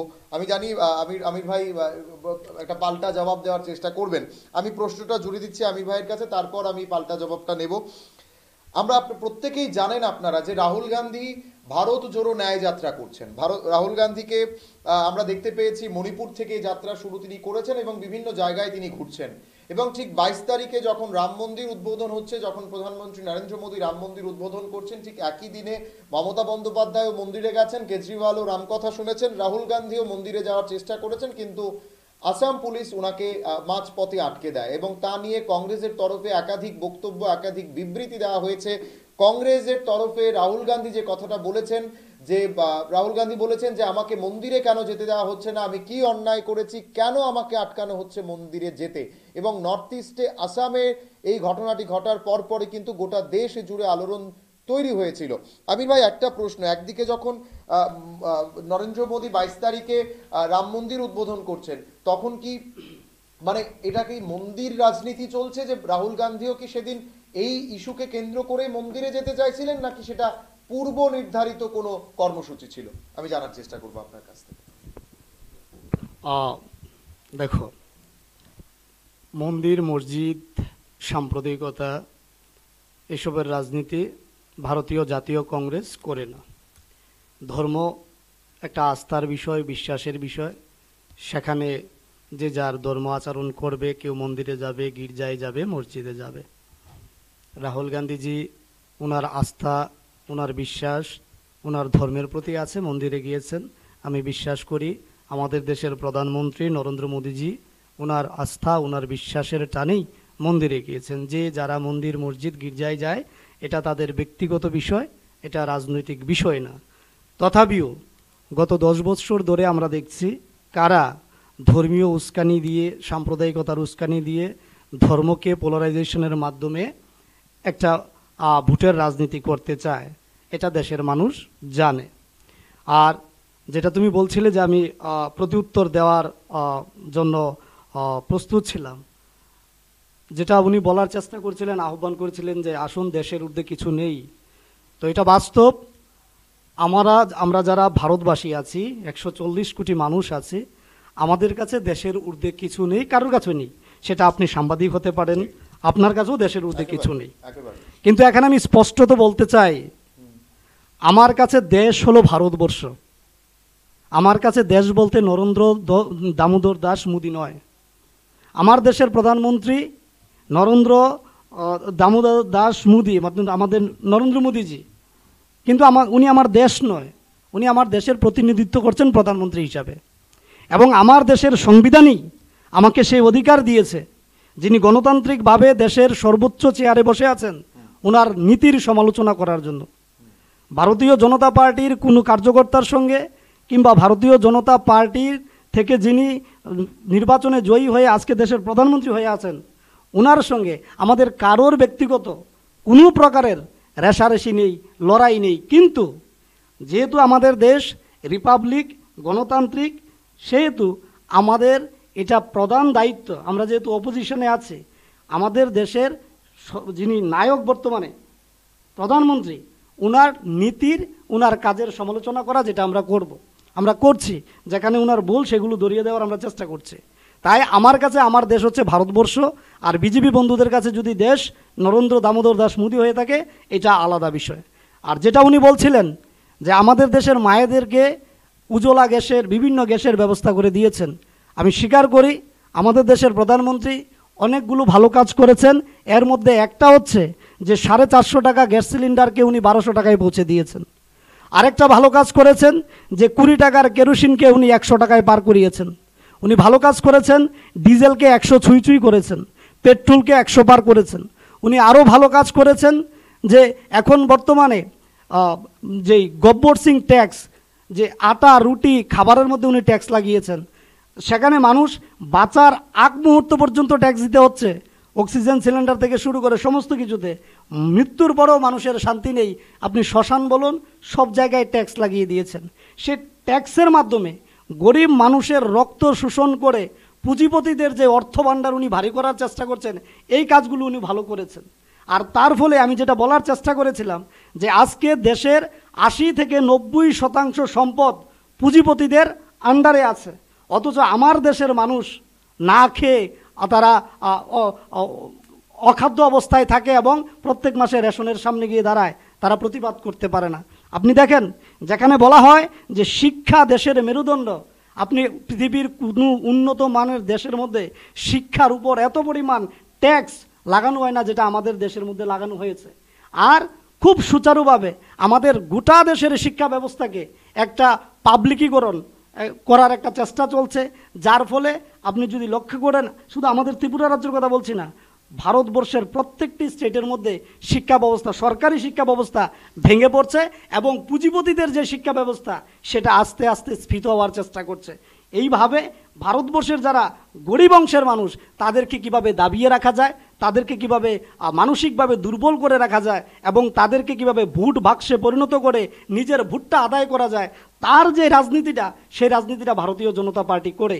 এজন্যেই তারা তাদের পুঁজিপতি বন্ধুদের দিয়ে আমাদের দেশের যেই সম্পদ সেগুলো পুঁজিপতি বন্ধুদের কাছে দিয়ে দেয় এবং আমাদের দেশের সাধারণ মানুষগুলোকে গরিব করে রাখে, যেন তারা লড়াই করতে না পারে। কারণ দারিদ্রতা এমন একটা জিনিস, ক্ষুধার্ত পেট শুধুমাত্র তার খিদার চিন্তা করবে, দারিদ্রতা তার অর্থের চিন্তা করবে, কিন্তু দেশ রাষ্ট্র পরিচালনার ক্ষেত্রে যে আমাদের ভূমিকাটা নেওয়া উচিত, তার জন্য যে শিক্ষার প্রয়োজন, সেই শিক্ষা থেকে আমাদেরকে দূরে রাখছে, দারিদ্র করে রাখছে দেশের মানুষকে। এটা বিজেপি খুব সুচারুভাবে করছে। আপনি মনে রাখবেন এই ভারতবর্ষ, যেই ভারতবর্ষের মধ্যে একসময় শিক্ষার জন্য মানুষকে সংগ্রাম করতে হয়েছে, লড়াই করতে হয়েছে, আজকে যিনি সংবিধানের প্রণেতা, আমি এই কথাটা বলে আমার বক্তব্য এখানে ইতি টানবো, সংবিধানের প্রণেতা যাকে আমরা বাবা সাহেব আম্বেদকর বলি, আপনি মনে রাখবেন এই শিক্ষার জন্য উনি লড়াই করে গেছেন। উনি লড়াই করে আজকে মানুষকে অধিকার দিয়েছে, সংবিধান প্রণয়ন করেছেন, যে সংবিধানের মধ্যে বলা হয়েছে, we the people of India having solemnly resolved to constitute India into a sovereign, socialist, secular and democratic। এই শব্দগুলি উনি বলেছেন রাইট টু ইকুয়ালিটির কথা, উনি বলেছেন রাইট টু এডুকেশনের কথা বলেছেন। আজকে এই সমস্ত অধিকারগুলো যেগুলো উনি দিয়েছেন এত লড়াইয়ের পর, এত সংগ্রামের পর, এগুলো আজ বিপন্ন, এগুলো ধ্বংসের পথে। আজকে এই শিক্ষাকে বাঁচাতে, আমাদের গণতন্ত্রকে বাঁচাতে, এই সংবিধানকে বাঁচাতে এবং আমাদের দেশের সবচেয়ে প্রিয় যেটা স্বাধীনতা, লাখো শহীদের রক্তের বিনিময়ে যে অর্জিত স্বাধীনতা আজ খণ্ড খণ্ড হয়ে যাচ্ছে, সেই স্বাধীনতাকে বাঁচাতে ভারতবর্ষের উত্তর থেকে দক্ষিণ, পূর্ব থেকে পশ্চিম সমস্ত ভারতবাসীরা আজ একত্রিত হচ্ছে রাষ্ট্রনায়ক রাহুল গান্ধীজির আহ্বানে। এই যে ভারত জুড়ে ন্যায় যাত্রা, যেখানে আমরা বলছি হাম পৌঁছেঙ্গে হার ঘর তক, সবকো ন্যায় নেই মিলতা হে জব তক, যে মানুষকে ন্যায় দেওয়ার জন্য, তাদের অধিকারগুলো ফিরিয়ে দেওয়ার জন্য, এই স্বাধীনতাকে ধরে রাখার জন্য আমরা ভারতবর্ষের প্রত্যেকটা নাগরিকের কাছে পৌঁছচ্ছি আমাদের আর্জি নিয়ে, আমাদের বার্তা নিয়ে আমরা মানুষের কাছে পৌঁছানোর চেষ্টা করছি এবং আগামী দিনে এই বিজেপির বিরুদ্ধে লড়াই করার জন্য আমরা প্রস্তুত এবং গণতান্ত্রিক পদ্ধতিতে বিজেপিকে কিভাবে হারিয়ে আমরা এই দেশের মানুষকে পুনরায় তাদের অধিকারগুলো ফিরিয়ে দিতে পারি, সেই দিকে আমরা কাজ করছি। আপনাদের কাছে আসবো একই প্রশ্ন নিয়ে, একইভাবে পাল্টা আমি জবাব দেব, কিন্তু তার আগে একটা প্রশ্ন, আমার যে দ্বিতীয় পর্বের আলোচনার প্রশ্নটা ছিল, রানাদা, রাহুল গান্ধী মণিপুর থেকে একটা যাত্রা শুরু করেছিলেন, মণিপুর, নাগাল্যান্ড এবং আসামে যখন তিনি ঢুকলেন, আসামের একটি মন্দির বাতদ্রব মন্দিরে উনি যেতে চাইছিলেন 22 তারিখে যখন তিনি সেই মন্দিরে যেতে চাইছিলেন, মাঝপথেই সেখানে রাহুল গান্ধীকে পুলিশ আটকে দেয় এবং যেটা বলা হয় সকাল 10টা থেকে খুব সম্ভবত 3টা, 3:30 বা 4টা পর্যন্ত মন্দিরে যাওয়া প্রবেশ নিষেধ ছিল। কিন্তু পরবর্তী সময় দেখা যায় সেখানে আমরা দেখতে পেয়েছি কংগ্রেসের অন্য নেতাকেও ঢুকতে দেওয়া হলেও রাহুল গান্ধীকে সেখানে যেতে বারণ করা হচ্ছিল। সেই বিষয়টা নিয়ে কংগ্রেস বলছে শুধুমাত্র মন্দিরে প্রধানমন্ত্রী মোদিই যেতে পারবেন। একমাত্র যেটা রাহুল গান্ধী বলেছেন যে সেদিন টেলিভিশনের পর্দায় মোদি চাইছিলেন শুধুমাত্র মোদিকেই দেখানো হোক, অন্য কাউকে যেন দেখানো না হয়, তার জন্যই প্রধানমন্ত্রী মোদী আসামের মুখ্যমন্ত্রী হেমন্ত বিশ্ব শর্মাকে নির্দেশ দিয়েছিলেন যাতে করে সেদিন সেখানে রাহুল গান্ধীকে আটকে দেওয়া হয়, এবং সেই জন্যই রাহুল গান্ধীকে সেদিন আসাম পুলিশ আটকে দিয়েছিল এবং রাহুল গান্ধী সেই মন্দিরে যেতে পারেননি। তিনি একেবারে সরাসরি প্রধানমন্ত্রীকে সেই জায়গাতে আক্রমণ, বিজেপিকেই সেই জায়গাতে দোষারোপ তিনি করলেন। আমি বলছি, আপনার উত্তর দিচ্ছি। তার আগে আমি বলছি যে আমার প্যানেলিস্ট এক্ষুনি মাত্র বললেন যে ভারতবর্ষে কংগ্রেসের সময়ে কোনো সাম্প্রদায়িক উস্কানিমূলক কোনো কিছু হয়নি। তো ভারতবর্ষের শুরুর থেকে 2014 পর্যন্ত যতগুলো দাঙ্গা হয়েছে, সে দিল্লিতেই বলুন, গুজরাটে বলুন, উত্তরপ্রদেশে বলুন, যতগুলো দাঙ্গা হয়েছে, এটা সারা ভারতবর্ষের মানুষ সাক্ষী আছে যে প্রত্যেকটা দাঙ্গা যখন হয়েছে, দিল্লিতে কেন্দ্রীয় সরকার যে ছিল সেটা হলো কংগ্রেস সরকারই ছিল। তো এবং প্রত্যেকটা দাঙ্গা সাম্প্রদায়িক দাঙ্গা, উস্কানিমূলক দাঙ্গা। তো সকলের জানা আছে যে কংগ্রেস কতটুকু সাম্প্রদায়িক উস্কানিমূলক দাঙ্গা করতে পারে, করাতে পারে, সেটা কারোর অজানা নয়। তার পরবর্তী সময়ে উনি বলেছেন, দেশের কথা বলেছেন। হ্যাঁ, নরেন্দ্র মোদী আমাদের প্রধানমন্ত্রী, দেশের হয়ে উনি প্রতিনিধিত্ব করছেন। আমরা তো ওনাকে দেশ বলিনি, উনি আমাদের প্রধানমন্ত্রী। উপরন্তু এটা হয়েছে, আমি বলবো এটা, যে একটা জোট হয়েছে, সেই জোটটার নাম দিয়েছে ওরা I.N.D.I.A। ওরা ওটাকে ইন্ডিয়া নাম দিয়েছে, কেউ ইন্ডি বলে। দেখুন, ওরা যদি দেশ সম্বন্ধে তাদের অল্প বিস্তর ভালোবাসা থাকতো, দেশের প্রতি তাদের স্বাভিমান থাকতো, সম্মানজনক কোনো কিছু একটা থাকতো, তো তারা দেশের নাম নিয়ে, একটা দেশের নামকে বিকৃত করে তারা এই ধরনের একটা জোট করতো না তারা। যদিও এই জোট যেদিন গঠন হয়েছে, নামকরণ যেদিন হয়েছে, সেদিন অনেকেই বলেছে, আমরা আলোচনার প্রথমেই বলেছি যে সেই জোট বেশি দিন টিকবার নয়, সেই জোট খুব সহজেই ভেঙে যাবে, এবং ভেঙে চুরমার হয়ে গেছে। উনি ট্যাক্সের কথা বলেছেন। আমাদের মাননীয় প্রধানমন্ত্রী ভারতবর্ষে একটাই ট্যাক্স শুরু করেছেন, সেটা হলো জিএসটি, গুড সার্ভিস ট্যাক্স। আগে বিভিন্ন ধরনের ট্যাক্স ছিল, অনেক ধরনের ট্যাক্স ছিল আগে, একজনকে অনেক ধরনের ট্যাক্স দিতে হতো, ট্যাক্সের আওতায় পরে সে এরকমও দেখেছি সর্বস্ব খুইয়ে দিয়েছে। কিন্তু আজকের দিনে তাকে শুধুমাত্র একটাই ট্যাক্স দিতে হয় সারা ভারতবর্ষ জুড়ে। কি সেই ট্যাক্স? GST tax. আজকে উনি বলেছেন যে এডুকেশনের বিষয়ে উনি বলেছেন, উনি একটু খবর নিয়ে দেখুক। ভুল বার্তা আমি দিতে চাই না মানুষকে, যে পৃথিবীর অন্যান্য দেশের সঙ্গে উনি তুলনা করেছেন ভারতবর্ষকে। পৃথিবীর অন্যান্য দেশে যে এডুকেশনের জন্য যেই ধরনের খরচা প্রত্যেককে বহন করতে হয়, ভারতবর্ষে আজকে সেই খরচা বহন করতে হয় কিনা? একদমই না। পৃথিবীর অন্যান্য দেশে উনি তুলনা করে দেখুক। আমি হলফ করে বলতে পারি প্রত্যেকের হাতে আজকে স্মার্টফোন আছে, এক টিপ দিয়ে সবাই বুঝতে পারবে যে অন্য দেশের সঙ্গে আমাদের দেশের তুলনাটা। স্বাস্থ্যের বিষয়ে আমি কথা বলছি যে অন্যান্য দেশে স্বাস্থ্যের ক্ষেত্রে খরচা কি ধরনের, আর আমাদের দেশে একটা সরকারি হাসপাতালে যদি যায় সে তার স্বাস্থ্যের বিষয়ে ওই দেশের সঙ্গে যদি তুলনা করে বলি, সে কি ধরনের খরচা সে তার বহন করতে হয়। আজকে মানুষের রোজগার বেড়েছে, প্রত্যেকের হাতে হাতে বেতন বেড়েছে। আমাদের সরকার আসার পর 20% তাদেরকে দিয়ে দেওয়া হয়েছে সরকারি কর্মচারীদের। রোজগার তৎকালীন সময়ে কোন জায়গায় ছিল, আজকে কোন জায়গায় গিয়ে কর্মচারীদের রোজগার দাঁড়িয়েছে। আজকে মানুষের হাতে টাকা আছে বলে আজকে শহরের প্রত্যেকটা জায়গায় অলিতে গলিতে আপনারা দেখবেন বিভিন্ন ধরনের মল তৈরি হয়েছে। আজকে মানুষের হাতে যদি টাকাই না থাকতো, মলগুলো যদি নাই চলতো, তাহলে এই মল উঠে যেত এই রাজ্য থেকে। আজকে আমি ফ্যাক্টরির কথা বলছি। 2018-তে আমাদের এই রাজ্যে বিজেপি সরকার গঠন হয়েছে। এই বিষয়টা আমি নিজে এটা নিয়ে কাজ করেছিলাম, সেই জন্য আমি বলতে পারি মাত্র 32টা ফ্যাক্টরি আমাদের এই রাজ্যে ছিল। যখন সিপিএমের সরকার গেছে এই রাজ্যের বুকে 32টা ফ্যাক্টরি ছিল, কিন্তু কাগজপত্র যখন আমরা উল্টিয়ে জাজমেন্ট করেছি, আমরা দেখেছি 166টা ফ্যাক্টরি এই রাজ্যের বুকে আছে। কিন্তু যখন গিয়ে ফিজিক্যাল ভেরিফিকেশন করা হলো, দেখা গেছে এই সিপিএমের বিভিন্ন নেতা, বিভিন্ন এই চুনোপুটি নেতাদের কারণে, তাদের যে চাঁদাবাজির কারণে এই রাজ্যের বুক থেকে 100-র উপরে ফ্যাক্টরি চলে গেছে। আজকে খোঁজ নিয়ে দেখুন, যেই ইন্ডাস্ট্রি দপ্তর আছে, ইন্ডাস্ট্রি দপ্তরে 200-র উপরে অ্যাপ্লিকেশন জমা পড়ে আছে, তাদেরকে জায়গা ইন্ডাস্ট্রি করার মতন জায়গা দেওয়ার জায়গা নেই, সমস্ত জায়গা ফিল আপ হয়ে গেছে। নতুন নতুন ফ্যাক্টরি আসছে, আমাদের রাজ্যের ছেলেরা 30 থেকে 32টা নতুন ফ্যাক্টরি রাজ্যের বুকে গঠন হয়েছে, বড় বড় ফ্যাক্টরি। আর যদি ছোট ছোট ফ্যাক্টরি বলি, আজকে উনি মহিলাদের কথা যখন আমি বললাম, উনি মহিলাদের কথাটা কেটে উনি মহিলাদের কথাটা ঘুরিয়ে দিয়েছেন, কিন্তু আমি এটা নিয়ে কাজ করেছি। আজকে এসএসজি গ্রুপ যে মহিলা স্বসহায়ক দল, যখন সিপিএম এই রাজ্যের বুকে ছিল 2018-র আগে পর্যন্ত 3,500 এসএসজি গ্রুপ ছিল। ভাবা যায় না, কল্পনার বাইরে 36,000-এর উপরে এসএসজি গ্রুপ। খবর নিয়ে দেখুক এরা, তারা ডিপার্টমেন্টে গিয়ে খবর নিক, ফিজিক্যালি ভেরিফিকেশন করুক। 3,500-এর এসএসজি গ্রুপ এখন 36,000 হয়েছে।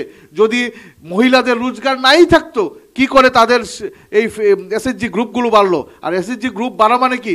মহিলাদের হাতে পয়সা আসা। আজকে আমাদের সরকার আসার পর প্রত্যেকটা এসএসজি গ্রুপ একবার দুবার, কোনো এসএসজি গ্রুপ 3বার পর্যন্ত লোন নিয়েছে। কখন 3বার লোন নেয়? একবার দুবারের লোন, সেই ঋণটা যখন শোধ করে দেয় তখন আবার তারা দ্বিতীয়বার তৃতীয়বার ঋণ নেওয়ার সুযোগ পায়। আজকে সেই মহিলারা যে বিভিন্ন ধরনের প্রোডাক্ট উৎপাদন করছে, হাতের কাজের পুতুল বলুন, বিভিন্ন ধরনের প্যাড বলুন, বিভিন্ন ধরনের খেলার সামগ্রী বলুন, যেই প্রোডাক্টগুলো, বিভিন্ন ধরনের মশলাপাতি, তারা গুজরাট থেকে, পশ্চিমবাংলা থেকে, দিল্লি থেকে বিভিন্ন ধরনের মশলা সামগ্রী উৎপাদন করার জন্য বিভিন্ন মেশিন তারা এনেছে, মশলা উৎপাদন করছে। এবং এই মশলা যাতে সঠিকভাবে বিভিন্ন জায়গায়, ধরুন সাউথ ত্রিপুরাতে কোনো মশলার এসএসজি গ্রুপ থেকে মশলা বেরোলো, সেই মশলাটা যেন শুধুমাত্র সাউথ ত্রিপুরাতেই সীমাবদ্ধ না থাকে, আমাদের সরকার ব্যবস্থা করে দিয়েছেন ভেহিকেলের। কিভাবে? ওই সাউথ ত্রিপুরার মশলাটা বা প্রোডাক্টটা যেন নর্থ ত্রিপুরাতে, যেন ঊনকোটি ত্রিপুরাতে যায়, ঊনকোটির প্রোডাক্টটা যেন ধলাইতে, ওয়েস্ট ত্রিপুরাতে আসে, সেইটার ব্যবস্থা করে দিয়েছে আমাদের সরকার। তো প্রত্যেকটা জায়গায় উন্নয়নের ধারা বইছে। দেখুন, আমি একটু আগেও বলেছি যে বিরোধী যারা আছে বিরুদ্ধাচরণ করাটা স্বাভাবিক, কিন্তু উন্নয়ন তো উন্নয়নই। আমাদের এই রাজ্যের বুকে একটা জাতীয় সড়ক ছিল, মিথ্যা কথা বলতে পারবে কেউ? 44 নম্বর জাতীয় সড়ক, ত্রিপুরার মানচিত্রে 44 নম্বর জাতীয় সড়ক। আজকে 6টা ন্যাশনাল হাইওয়ে।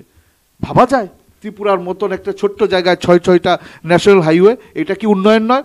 আজকে প্রত্যেকটা অলিতে গলিতে দেখা যায় পেপার ব্লগের রাস্তা হচ্ছে, সেটা কি উন্নয়ন নয়? প্রত্যেকটা জায়গায় আজকে উন্নয়নের ধারা বইছে। আর আরেকদিন যদি সময় সুযোগ হয়, আমি যুবকদের নিয়ে আলোচনা করব, যুবকদের কর্মসংস্থান নিয়ে আলোচনা করব। আজ আলোচনা শেষের পথে আমি এতটুকুই বলবো যে এই রাজ্যের বুকে আমাদের সরকার দ্বিতীয়বার গঠন হয়েছে। মানুষ যদি আমাদের বিশ্বাস না করত, দ্বিতীয়বার সরকার হয়তো গঠন হতো না গঠন। আর আজকে এই দেশের বুকে দ্বিতীয়বার আমাদের সরকার গঠন হয়ে 2024-এ তৃতীয়বার নির্বাচন আসছে। মানুষ যদি আমাদের বিশ্বাস না করত, আমাদেরকে এই জায়গায় বসাতো না কখনো।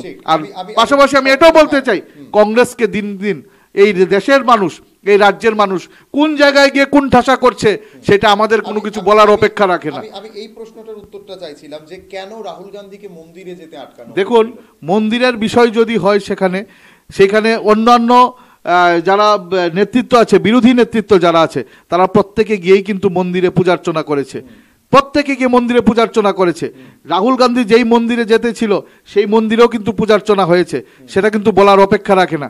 কিন্তু মন্দিরের একটা নির্দিষ্ট টাইমে খোলার এবং বন্ধ হওয়ার সময়সীমা থাকে।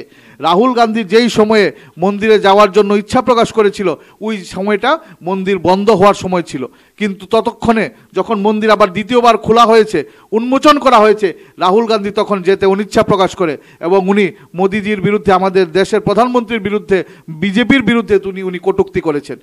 তো এটাই আমি কেন যেতে যাওয়া হয়নি, আমি আমির ভাইয়ের কাছ থেকে জানতে চাইবো। কারণ আমি যতদূর জানি জাতীয় কংগ্রেসের ত্রিপুরা প্রদেশের বেশ কয়েকজন তোমরা সেখানে গেছো, মানে মূল বিষয়টা কি ছিল, কি হয়েছিল ঘটনাটা যদি একবার বিস্তারিত বলো। ওই দিন রাহুল গান্ধীকে ইনভিটেশন দেওয়া হয়েছিল। রাহুল গান্ধী ইচ্ছা প্রকাশ করেছিলেন উনি মন্দিরে যাবেন, উনি সম্পূর্ণ আস্থা রেখে উনি পূজা অর্চনা করবেন, সেখানে আসামবাসীর জন্য, গোটা ভারতবাসীর জন্য প্রার্থনা করবেন। এবং মন্দির কর্তৃপক্ষের থেকেও ওনাকে নিমন্ত্রণ করা হয়েছে, উনি সেখানে গিয়েছিলেন। কিন্তু যাওয়াতে ওনাকে আটকে দেওয়া হয়। হঠাৎ করে ম্যাজিস্ট্রেট একটা নির্দেশিকা জারি করেন যে অন্যরা যেতে পারবে, রাহুল গান্ধীজি যেতে পারবে না। এখন যেটা আমাদের সাধারণ মানুষের প্রশ্ন, যদি অন্যরা পুজো দিতে যেতে পারে, সবাই একসঙ্গে গিয়েছে, একজনকে আটকে রেখে অন্যদেরকে ঢুকতে দেওয়া হলো, কিন্তু রাহুল গান্ধীজিকে ঢুকতে দেওয়া হলো না।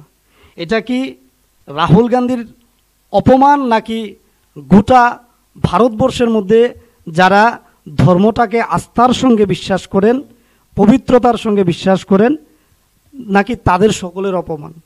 ভগবানের মন্দিরে কোনো একজন ভক্ত যাবেন, সে যে কেউ হতে পারে, রাহুল গান্ধী হতে পারে, রানাদা হতে পারে, স্বয়ং তুমি হতে পারো, আমি হতে পারি। সেখানে আমি যখন পুজো দিতে যাব, আমার সঙ্গে 5 জন লোক আছে, 4 জনকে যেতে দেওয়া হলো, আমাকে যেতে দেওয়া হলো না। সেটা কি শুধুমাত্র আমার অপমান, নাকি অন্য সমস্ত ভক্তদের যারা ভগবান বিশ্বাসী তাদের অপমান? ওই দিন হিমন্ত বিশ্ব শর্মা স্বরাষ্ট্রমন্ত্রীর নির্দেশে, আমাদের দেশের প্রধানমন্ত্রীর ইশারায় রাহুল গান্ধীকে পথে আটকে দিয়েছিলেন।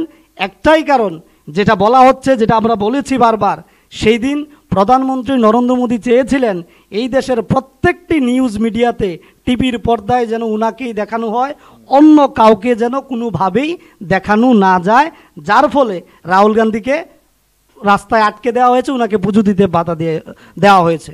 সেই ক্ষেত্রে আমি বলবো যে যেই মন্দিরটার মধ্যে উনি গিয়েছিলেন, আমার যদি ভুল না হয় সেটা মন্দিরটা বাদ্রব মন্দির, সেই মন্দিরের আমি যেটা ফিল করেছি, হয়তো ওই মন্দিরের ঠাকুর ভগবান ওই দিন কষ্ট পেয়েছেন যে তার একজন ভক্তকে পুজো অর্চনা করতে বাধা দেওয়া হয়েছিল।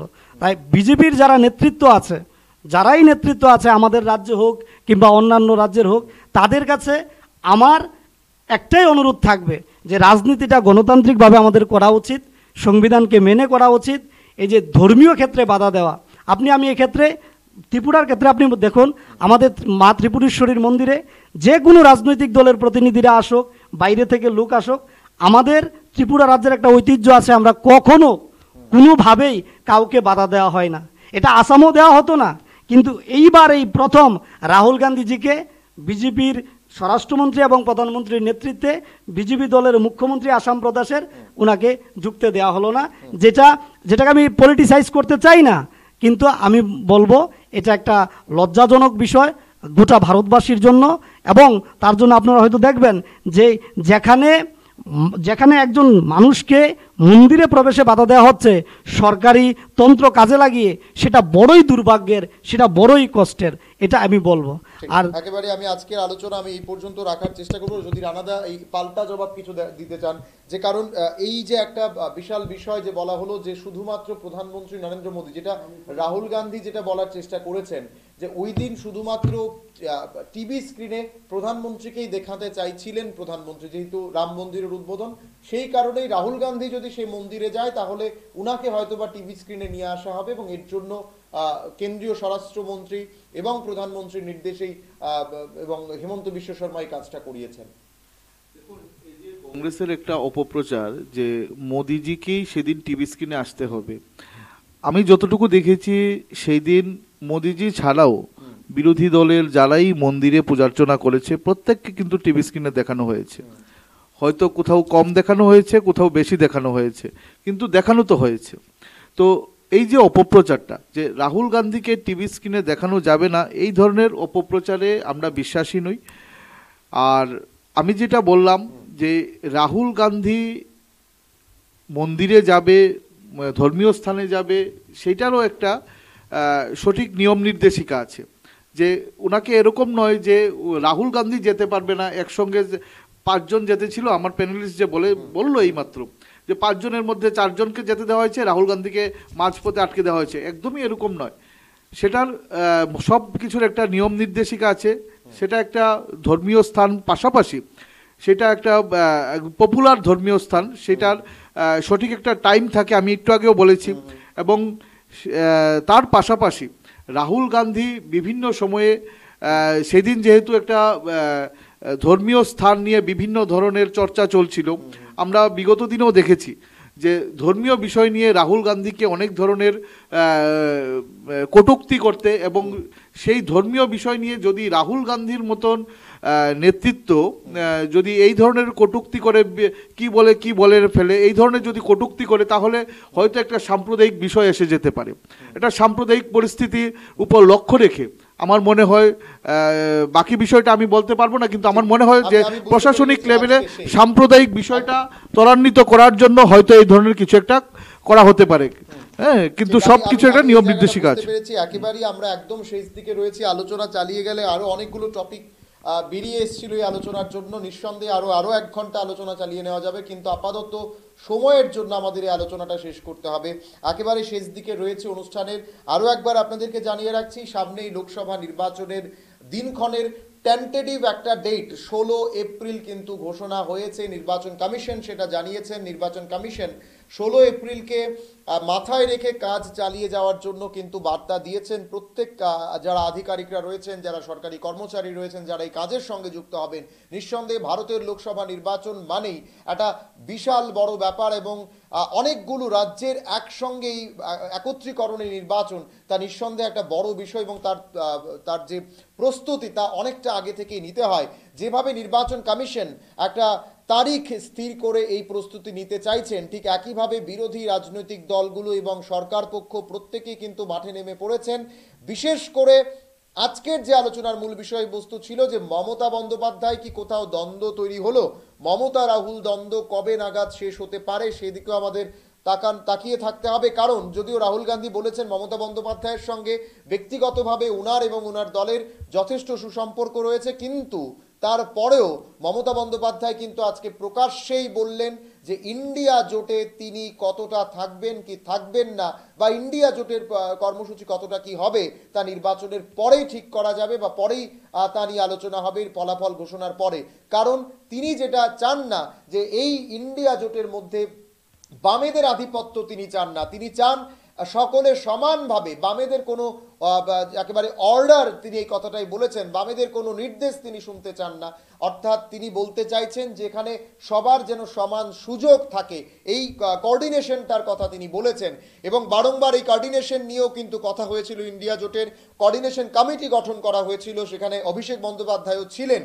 কিন্তু পরবর্তী সময় আজকের দিনে দাঁড়িয়ে মমতা বন্দ্যোপাধ্যায়ের এই বক্তব্য এবং কংগ্রেসকে একা 300টি আসনে লড়াইয়ের নিদান দেওয়া, সঙ্গে সঙ্গে আঞ্চলিক দলগুলোকে তাদের মতো ছেড়ে দেওয়া, এবং পশ্চিম বাংলায় 42টি আসনে মাত্র 2টো আসন তিনি কংগ্রেসের জন্য ছাড়বেন, এমনটাই একেবারে প্রকাশ্য মঞ্চে এবং কালীঘাটের বৈঠকেও তিনি সেটা বলেছেন।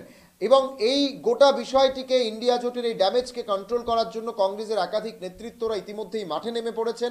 প্রত্যেকের মতো করে যোগাযোগ করার চেষ্টা করছেন। নির্বাচনের আগে ইন্ডিয়া জোট যে একটা গুরুত্ব পেয়েছিল বা যেভাবে তাদের প্রচারে এসেছিল, আজকে মমতা বন্দ্যোপাধ্যায় এবং কেজরিওয়ালের একাধিক বক্তব্যের পর কোথাও না কোথাও তাদেরকে কিন্তু বেগ পেতে হচ্ছে, এবং তা নিয়ে আজকে আমরা আলোচনা করছিলাম। এতক্ষণ যে দর্শকরা ছিলেন তাদেরকে অসংখ্য ধন্যবাদ জানাই। আমাদের স্টুডিওতে আজকে ছিলেন বিজেপির তরফে রানা ঘোষ এবং কংগ্রেসের তরফে ছিলেন আমির হোসেন। দুজনকে আমি অসংখ্য ধন্যবাদ জানাই আমাদের ডাকে সাড়া দেওয়ার জন্য। আপাতত আজকের এই আলোচনা এখানে শেষ করব। আরও আগামী দিনে আরও বেশ কিছু আলোচনা থাকবে, যেহেতু নির্বাচন চলে এসছে। আপনাদের সঙ্গেও আমরা কথা বলবো পরবর্তী আলোচনাগুলোতে। অবশ্যই আপনাদের মতামত নেওয়ারও আমরা চেষ্টা করব। আপাতত আমাদের এই আলোচনা এখানে শেষ করছি। প্রত্যেকে ভালো থাকবেন, সুস্থ থাকবেন, আর অবশ্যই দেখতে থাকবেন পাবলিক নাও। নমস্কার।